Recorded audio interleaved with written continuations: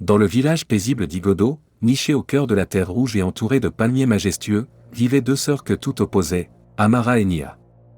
Dès leurs premiers mots, leurs voix s'affrontaient, dès leurs premiers pas, leurs corps se heurtaient. Personne au village ne comprenait la raison de cette discorde incessante, de ce venin qui semblait couler dans leurs veines dès l'aube. Elles étaient toutes deux d'une beauté éclatante, à faire croire qu'elles rivalisaient pour le titre de la plus charmante. Pourtant, il n'y avait aucun homme dans leur vie qui aurait pu attiser une telle flamme. Elles étaient les filles du chef Obi, le chef du village, un homme bon, au sourire chaleureux et à la voix profonde qui résonnait comme le tam-tam sacré. Il chérissait ces deux filles, désespérément. Peu importe ce qu'ils tentaient, leur querelle ne cessait jamais. Il leur offrait les mêmes vêtements, qu'elles déchiraient avec une rage silencieuse, il leur donnait la même nourriture, qu'elles refusaient de toucher si l'autre était présente, la dégoûtant par sa seule présence. Il les suppliait, la voix brisée, il hurlait jusqu'à en perdre le souffle, il les emmena même au sanctuaire des ancêtres pour implorer la paix, s'agenouillant devant les esprits. Mais la haine, tenace, persistait, s'enracinant chaque jour davantage. Amara, l'aînée, était grande et gracieuse, mais sa grâce cachait une froideur calculée. Elle parlait lentement, chaque mot pesait, mais ses phrases étaient aussi tranchantes qu'un serpent sifflant dans l'ombre. Nia, la cadette, était petite et pleine de feu, un brasier incessant. Ses yeux brûlaient toujours d'une flamme que personne ne pouvait comprendre, une rage sourde prête à éclater. Même leur mère, Mamashika, la douce Mamashika, avait abandonné l'idée de les réconcilier, son cœur lourd de désespoir. Elles sont maudites, chuchotaient certains villageois, les yeux remplis de pitié et de peur. Peut-être ne sont-elles pas de vraies sœurs, disaient d'autres, remettant en question les liens sacrés du sang. Mais le chef Obi savait. Il savait qu'elles étaient nées du même ventre, à seulement 2 ans d'intervalle. Il les avait vues bébés, dormant paisiblement dans les bras l'une de l'autre, des images fugaces de tendresse. Il les avait vues rire, une seule fois, un éclat de joie oublié il y a très longtemps. Puis, quelque chose avait changé. Quelque chose d'indicible, dont personne n'osait parler. Les jours se transformaient en semaines, puis en mois, mais la paix refusait, obstinément, de s'installer dans la demeure du chef Obi. Les deux sœurs, Amara et Nia, se battaient comme le feu et l'huile, inextinguibles. Elles ne pouvaient rester dans la même pièce plus d'1 minute sans siffler des insultes, crier des menaces, ou jeter des objets avec une violence inouïe. Si Amara était à la cuisine, Nia refuserait de manger, préférant la faim à la présence de sa sœur. Si Nia était au ruisseau, Amara irait chercher son eau au puits, même si elle était trouble et sale, par pure défiance. Les jeunes filles du village chuchotaient entre elles, leur voix remplie d'étonnement et d'effroi, comment des sœurs peuvent-elles se disputer ainsi, avec une telle fureur? Une autre répondait, peut-être est-ce à cause d'un homme dont elles sont amoureuses, cherchant une explication rationnelle à cette folie. Mais leur querelle persistait, sans que personne n'en connaisse la cause, un mystère douloureux. Si l'une riait, l'autre fronçait les sourcils, la joie de l'une étant le poison de l'autre. Si l'une réussissait, l'autre brûlait d'une rage silencieuse, une envie dévorante qui les rongeait de l'intérieur. Elles étaient comme des miroirs refusant de se refléter, se rejetant l'une l'autre avec une force invisible. Elles se battaient sur la place du marché pour des raisons inconnues de tous, des altercations publiques qui couvraient le village de honte. Mama Ino, une matriarche respectée, passait par là. Elle tenta de comprendre le problème, d'apaiser les esprits, mais les filles sifflèrent, la défièrent du regard et s'éloignèrent, méprisant son autorité. Une autre femme âgée du marché passa et chuchota, laissez-les se dévorer, elles trouveront leur propre fin. Elles continuaient de se battre chaque jour pour des raisons qu'elles seules connaissaient, un secret brûlant scellé entre elles. Un soir, le chef Obi les réunit à nouveau sous le manguier sacré de la concession, l'arbre témoin de tant de rires et de larmes. La lune venait à peine de se lever, un croissant pâle dans le ciel, et les oiseaux commençaient tout juste à chanter, leur mélodie sereine contrastant avec la tempête intérieure. « Mes filles, dit-il, la voix tremblante d'une douleur profonde, dois-je mourir avant que vous ne trouviez la paix, avant que cette maison ne retrouve sa sérénité ?» Amara croisa les bras sur sa poitrine, une barrière infranchissable. Nia leva les yeux au ciel, un geste de défi. « Je suis fatigué, dit le chef Obi, un soupir d'épuisement. Votre mère est fatiguée. Même la maison gémit la nuit de vos querelles, ses murs pleurent vos discordes. » Mais les sœurs ne dirent rien. Le silence entre elles était plus assourdissant que n'importe quelle dispute, un vide glacial. Elles allèrent toutes se coucher sans un mot, chacune enfermée dans sa propre prison de haine. Leurs parents aussi, le cœur lourd, confus et épuisés par cette guerre fratricide, tombèrent dans un sommeil agité. Un jour, une vieille femme nommée Huche, qui vivait à l'orée de la forêt, une figure mystique respectée, vint à leur concession avec un étrange message, ses yeux perçants malgré son âge.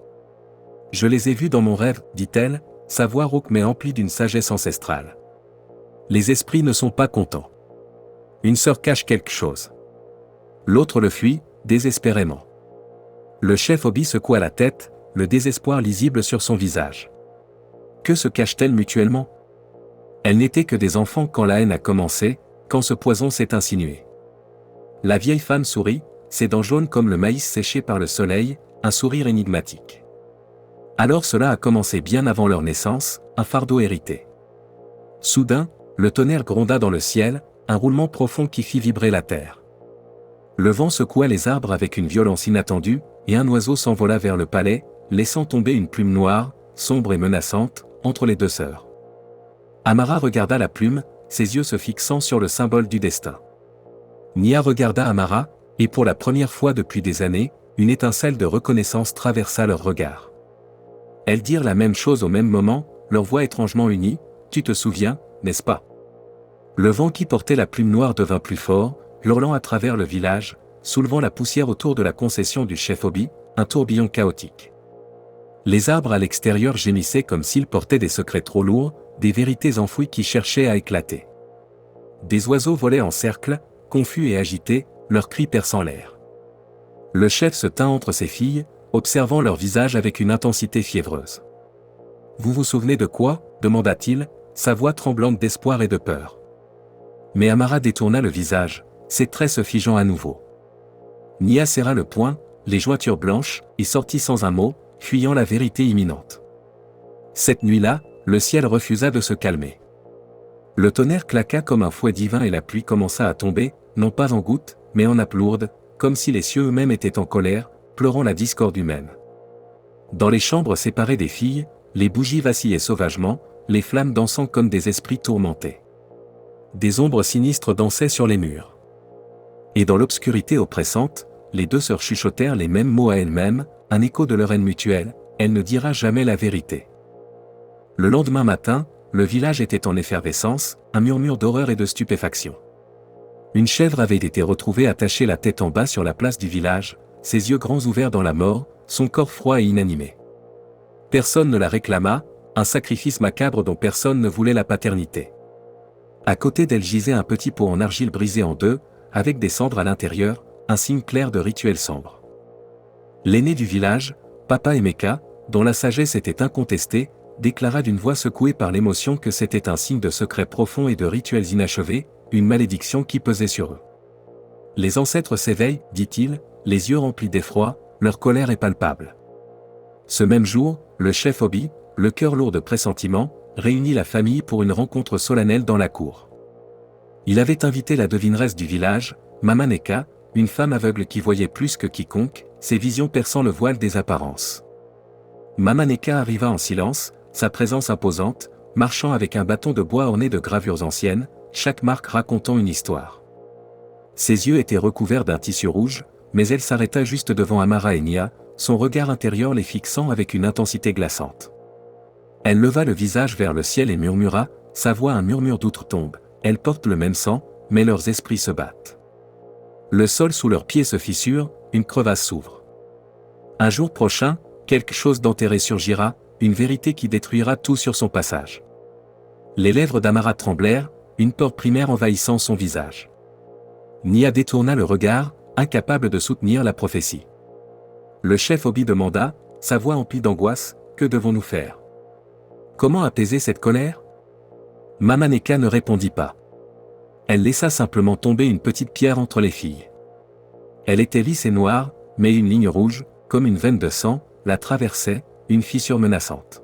« Quand cette pierre se brisera, dit-elle, sa voix empreinte de fatalité, la vérité éclatera, qu'elle le veuille ou non. Elle ne pourra plus être contenue. » Puis elle s'éloigna, disparaissant dans l'ombre. Cette nuit-là, Amara fit un rêve terrifiant. Elle était dans une forêt sombre et suffocante.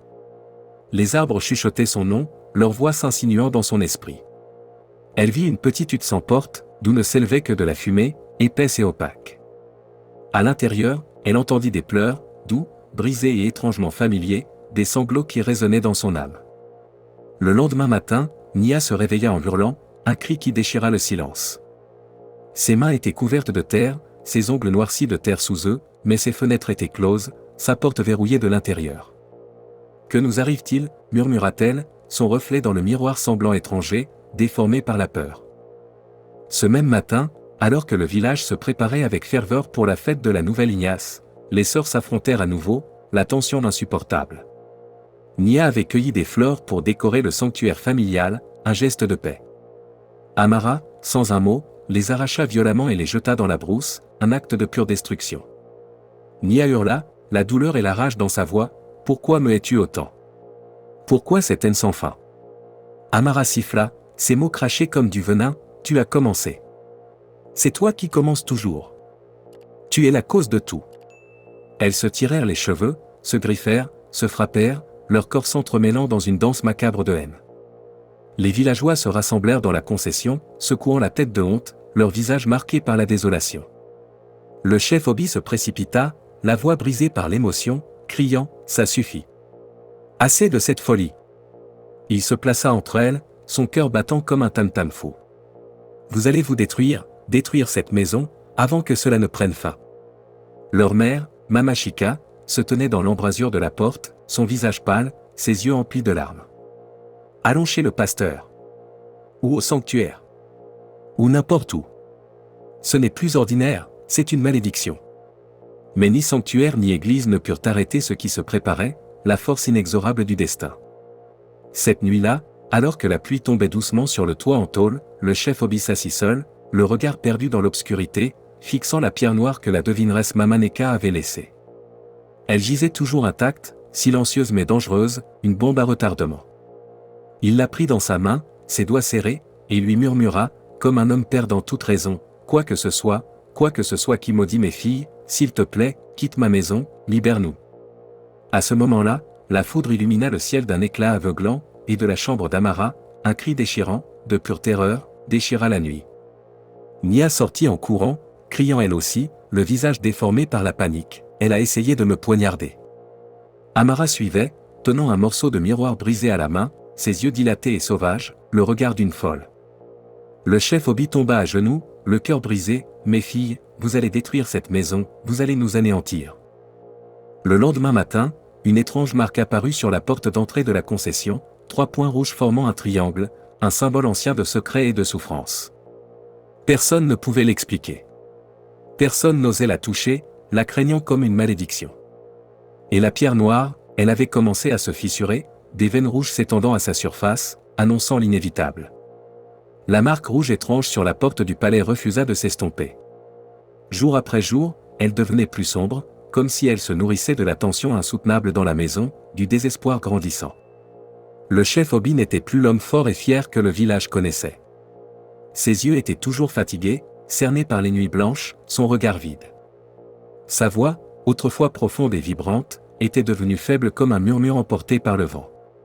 Et les sœurs, leur haine ne fit que s'approfondir, un abîme sans fond. Elles ne se battaient plus en secret, leur querelle résonnait dans l'intimité de la maison. Elles s'insultaient en public, à la vue de tous, au ruisseau, au marché, même sur la place du village pendant les réunions importantes.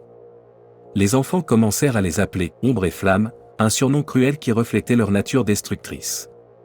Mais la pierre noire racontait sa propre histoire, une histoire inévitable. Chaque jour, une nouvelle fissure apparaissait, se propageant inexorablement, jusqu'à qu'une nuit, sous une pleine lune éclatante qui éclairait la scène d'une lumière blafarde, la pierre éclate en morceaux avec un bruit sec et percutant. Personne ne la toucha. Personne ne la vit tomber, mais le bruit résonna dans la concession comme un coup de tonnerre, annonçant la fin d'une ère. Cette même nuit, la devineresse Mamaneka revint, sa présence emplie d'une aura mystique. Elle se tint dans la concession, son tissu rouge toujours noué sur ses yeux, mais son regard intérieur semblait percer l'obscurité. Son bâton frappa le sol 3 fois, un rythme solennel qui résonna dans le silence.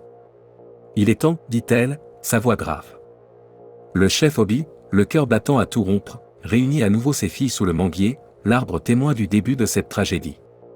Des villageois vinrent aussi, non invités, mais poussés par une curiosité morbide, le souffle suspendu. L'air était lourd, épais de non-dit, le clair de lune, vif et tranchant. Mamaneka leva sa tête vers le ciel. Aucun esprit ne parle à moins qu'il ne soit contraint, dit-elle, sa voix résonnant avec une puissance nouvelle. Mais les esprits de cette maison crient depuis des années, leur douleur est intolérable. Elle se tourna pour parler. Amara ouvrit la bouche, sa gorge nouée, puis la referma, incapable de prononcer un son. Ses lèvres tremblèrent, ses yeux se remplirent de larmes, des larmes de remords et de désespoir. Je ne voulais pas, murmura-t-elle, sa voix à peine audible. Je ne voulais pas que ça arrive, je ne savais pas les conséquences. Nia sursauta, le visage décomposé. Alors tu te souviens, hurla-t-elle, sa voix brisée par des années de souffrance refoulée. Je n'ai jamais oublié. Je n'oublierai jamais. Nia, debout, vacillait, la colère et la douleur la submergeant. Tu as pris ce qui était à moi. Tu as toujours fait ça. Tu as tout gâché. Nia s'avança, ses yeux flamboyants, une rage ardente consumant son être. Ce n'était pas à toi. Tu étais la seule qui a dit à maman que je l'avais poussée. Soudain, la vérité se répandit comme une calebasse brisée, un torrent de paroles incontrôlables, des mots qui avaient été emprisonnés pendant trop longtemps. Des années auparavant, quand Tamara avait 10 ans et Nia 8, quelque chose de terrible, d'irréparable, s'était produit. Leur mère, Mamashika, venait de donner naissance à un petit garçon, un rayon de soleil inattendu. Pour la première fois, leur père souriait davantage, son visage rayonnait de bonheur. Il chantait, il dansait, il appelait le garçon « mon héritier, mon futur, mon espoir ». Un après-midi, alors que Mamashika baignait le bébé dans la cour, un instant de distraction fatale, Amara et Nia commencèrent à se disputer une chaîne. Elle était simple, en plastique et bleu, insignifiante en apparence, mais les deux filles la voulaient, chacune la réclamant avec fureur. Leur querelle devint plus forte, les voix s'élevant. Le bébé, effrayé, commença à pleurer, des cris perçants. Et dans un moment de pure colère, Amara poussa Nia violemment. Nia tomba en arrière, déséquilibrée, heurtant le bassin où Mamashika avait laissé le bébé un instant. Le bébé glissa, frappa sa petite tête fragile et resta silencieux, un silence assourdissant qui brisa tout. Au moment où Mamashika revint, son cœur se serra d'effroi, le garçon n'était plus là. Personne ne pouvait expliquer ce qui s'était passé, la tragédie les submergeant tous. Amara, saisie par la peur la plus primitive, terrifiée par les conséquences, dit à sa mère que c'était Nia qui l'avait fait, une trahison irréversible. À partir de ce jour, Mamashika ne regarda plus jamais Nia de la même manière. Son amour s'était transformé en une indifférence glaciale. Elle cessa de lui tresser les cheveux, ses gestes tendres d'une mère. Elle cessa de lui chanter le soir, ces berceuses qu'il avait bercées enfant. Même le chef Obi commença à la traiter avec une froideur incompréhensible, ne sachant pas la vérité, mais faisant confiance aux paroles de sa fille aînée, la préférée. Nia ne parla jamais, le poids de cette fausse accusation l'écrasant. Elle pensait que si elle restait silencieuse, si elle supportait la douleur, peut-être que les choses reviendraient à la normale. Mais elles ne le firent jamais. À partir de ce jour, la haine était née, nourrie par le mensonge et l'injustice. Et elle grandit, et elle brûla comme une blessure béante, couverte de laces, mais jamais cicatrisée. Maintenant, sous le clair de lune impitoyable, la vérité était enfin révélée, crue et déchirante. Le chef Obi, le cœur en miettes, s'effondra sur le sol, ses forces le quittant. Il regarda ses filles, leur visage marqué par la douleur, brisé. Alors, toutes ces années, à cause d'un seul mensonge? Un seul mensonge a détruit ma famille? Amara pleurait maintenant à chaudes larmes, des sanglots convulsifs. J'étais juste une enfant. Je ne savais pas ce que je faisais. Je ne savais pas qu'elle le porterait pour toujours. Nia détourna le visage, des larmes brûlantes roulant sur ses joues, des larmes de colère et de tristesse. Je l'ai porté parce que personne ne m'a cru. Parce que j'ai tout perdu. Mon père, ma mère, mon innocence. Le silence tomba, lourd de toutes les souffrances passées. Même le vent se tint immobile, respectueux de cette révélation. Puis Mamaneka, la devineresse, leva son bâton et frappa le sol une fois, un geste qui semblait résonner jusqu'aux entrailles de la terre. Les ancêtres ont entendu, dit-elle. La terre s'est ouverte et a libéré la vérité. Maintenant, la guérison peut commencer. Cette nuit-là, la marque rouge sur la porte disparut, comme effacée par la lumière de la vérité. Les ombres dans la maison se dissipèrent, laissant place à une clarté fragile. Pour la première fois depuis des années, Amara et Nia s'assirent sous le même toit, sans dire un mot. Mais cette fois, ce n'était pas la guerre qui régnait. C'était la douleur partagée, le début fragile de la paix. Cela prendrait du temps, beaucoup de temps. Les blessures profondes ne guérissent pas en une nuit, ni en un mois. Mais au cœur du village d'Igodo, quelque chose avait changé à jamais. Les sœurs amères n'étaient plus amères. Elles étaient simplement sœurs, brisées mais enfin sur le chemin de la réconciliation.